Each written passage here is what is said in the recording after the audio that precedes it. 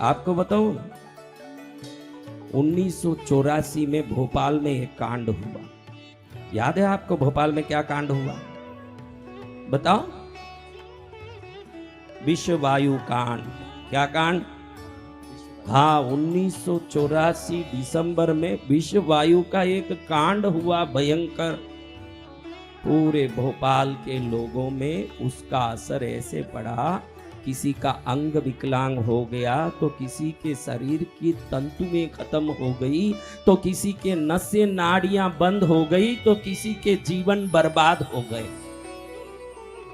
पूरा क्षेत्र प्रांत उस विश्व वायु के कारण किसी न किसी परिणाम को, दुष्परिणाम को प्राप्त कर शरीर से शिथिल हो गए।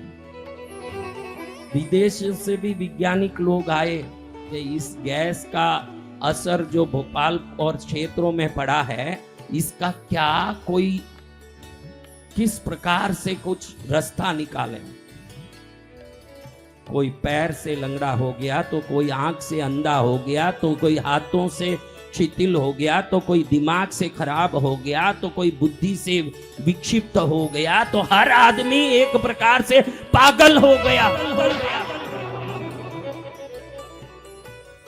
तो क्षेत्र के बड़े बड़े अधिकारियों ने देखा कि कौन कौन किस प्रकार के प्रभाव से पीड़ित हैं, कौन कौन किस प्रकार के प्रभाव से दुखी हैं, उन सब का पूरा जायजा निकाला जा रहा है। देखे कि भाई हर आदमी किसी न किसी पीड़ा से दुखी हो गया। वो विश्व वायु ने किसी को नहीं छोड़ा। आपको याद होगा हिरोशिमा नागासाकी में जब अणुबम डाले गए, आज भी वहां लोगों को कैंसर होता है इतने वर्षों के बाद। आज एक देश दूसरे देश से शांति चाहता है, एक राज्य दूसरे राज्य से शांति चाहता है, एक गांव दूसरे गांव से शांति चाहता है, एक गली दूसरे गली से शांति चाहता है, एक घर दूसरे घर से शांति चाहता है, एक व्यक्ति सामने वाले व्यक्ति से शांति चाहता है।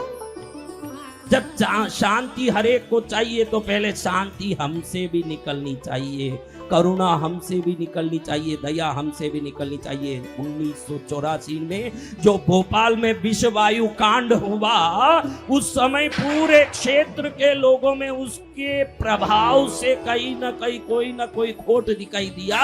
विदेशी वैज्ञानिक भी आकर के उस समय वहां पूरी तरह से शोध करने लगे कि किसको क्या तकलीफ हुई, किसको क्या तकलीफ हुई।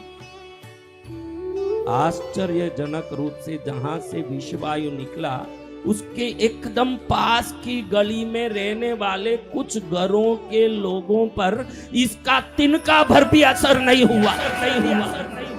40 किलोमीटर दूर असर हुआ, 50 किलोमीटर दूर असर हुआ, 400 फुट दूर असर नहीं हुआ महाराज। वैज्ञानिक आश्चर्य में पड़ गए कि क्या हो गया महाराज, ऐसे कैसे हो गया।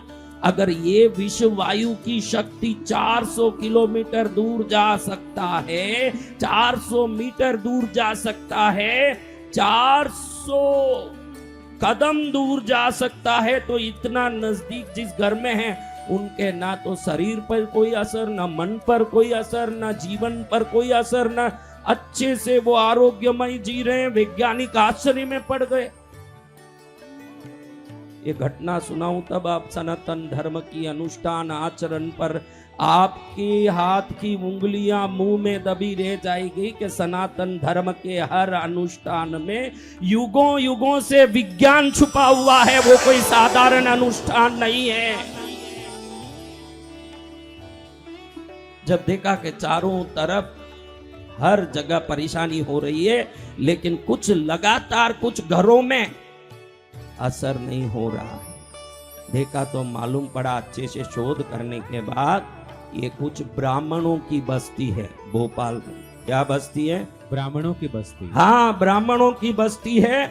उस 12 घर के लोग 365 दिन भी यज्ञ करने वाले नित्य अग्निहोत्री है।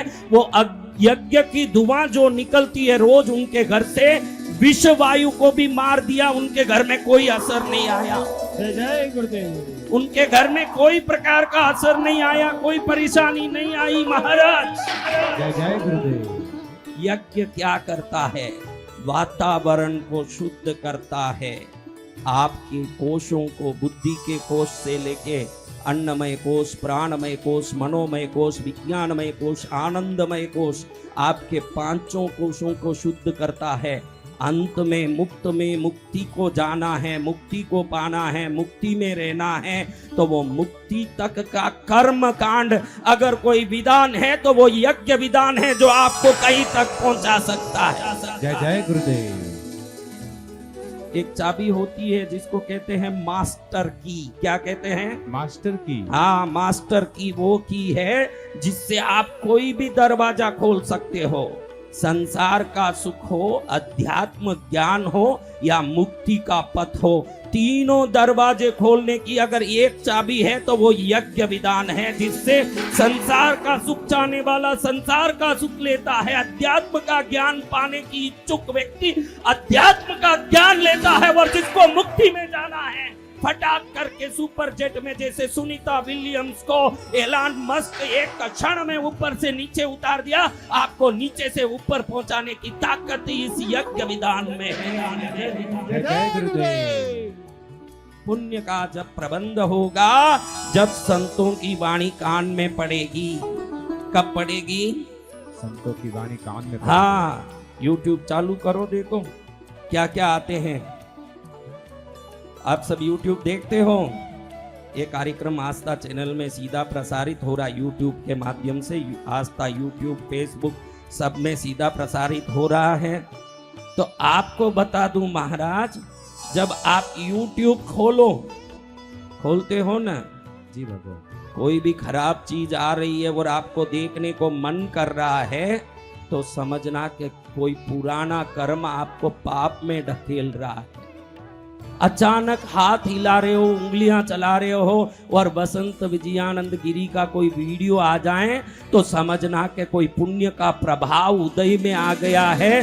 जो अध्यात्म का कोई विषय हमारे जीवन में प्रवेश करना चाहता है, जब अध्यात्म जीवन में प्रवेश करेगा, सुख शांति भी साथ में प्रवेश करेगा। जैसे गाय प्रवेश करता है तो बछड़ा साथ ही प्रवेश करता है। जिस घर में धर्म प्रवेश करेगा उस घर में सुख शांति भी साथ में प्रवेश करेगा। जय जय गुरुदेव। जिस घर में करेगा धर्म का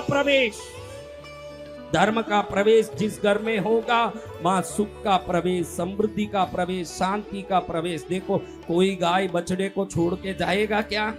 नहीं। अभी गाय छोड़ भी दें तो बछड़ा छोड़ेगा क्या अपनी माँ को? नहीं। तो धर्म के बछड़े हैं ये सुख शांति समृद्धि। आपको भी बछड़े चाहिए तो बछड़े को मत पकड़ो, गाय को पकड़ोगे तो बछड़ा खुद ही साथ आएगा आपके। जय जय गुरुदेव। धर्म को पकड़ोगे तो सुख शांति समृद्धि स्वयं आएगी।